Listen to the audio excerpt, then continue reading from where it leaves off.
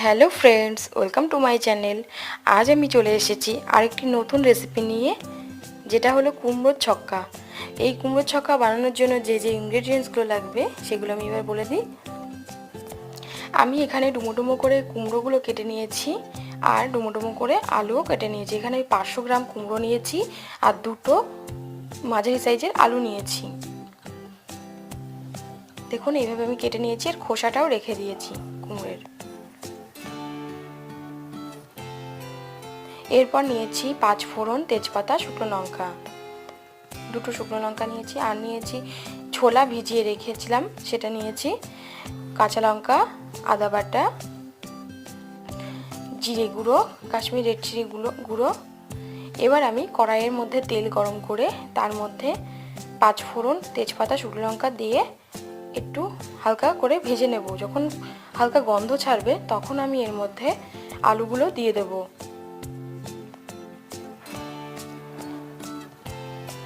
আলুগুলোকে ভালো করে ভেজে নেব।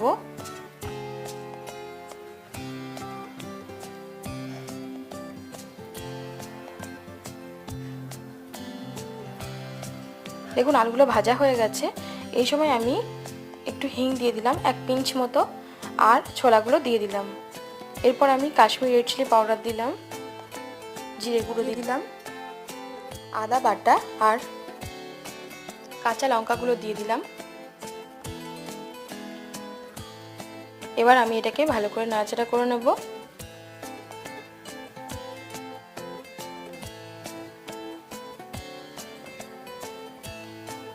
ভালো করে নাড়াচাড়া করে নেওয়ার পর এর মধ্যে আমি স্বাদ মতো লবণ দিয়ে দিলাম, হলুদ দিলাম,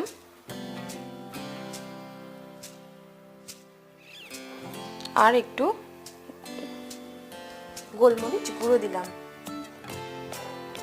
এবার আবার ভালো করে এটাকে নাড়াচাড়া করে নেব।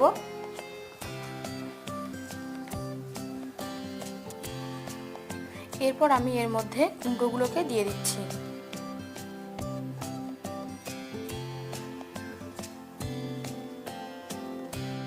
কুমড়োগুলো দিয়ে ভালো করে আমি এটাকে কষিয়ে নেব।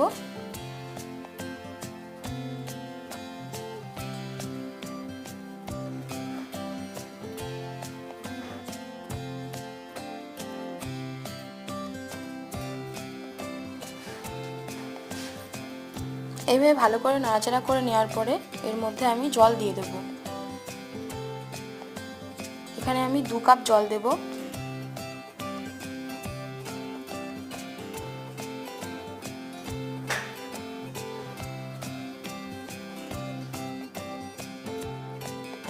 এইভাবে নাড়াচাড়া করে নেওয়ার পরে আমি এটাকে 5 মিনিটের জন্য লো ফ্লেমে ঢেকে রাখবো।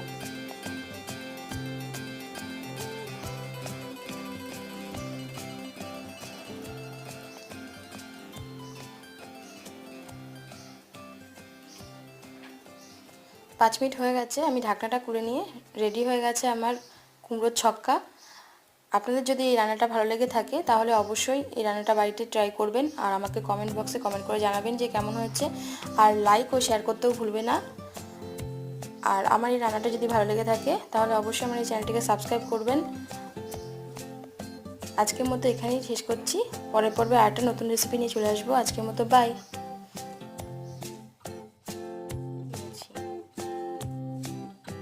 দেখুন এইভাবে আমি কেটে নিয়েছি, আর খোসাটাও রেখে দিয়েছি। গুঁড়ো কাশ্মীরি রেড চিলি গুঁড়ো। এবার আমি কড়াইয়ের মধ্যে তেল গরম করে তার মধ্যে 5 ফোড়ন, তেজপাতা, শুকনো লঙ্কা দিয়ে কাঁচা লঙ্কাগুলো দিয়ে দিলাম। এবার আমি এটাকে ভালো করে নাড়াচাড়া করে নেব। এইভাবে ভালো করে নাড়াচাড়া করে নেওয়ার পরে এর মধ্যে আমি জল দিয়ে দেব। এখানে আমি 2 কাপ জল দেব। আমি এটাকে 5 মিনিটের জন্য লো ফ্লেমে ঢেকে রাখবো।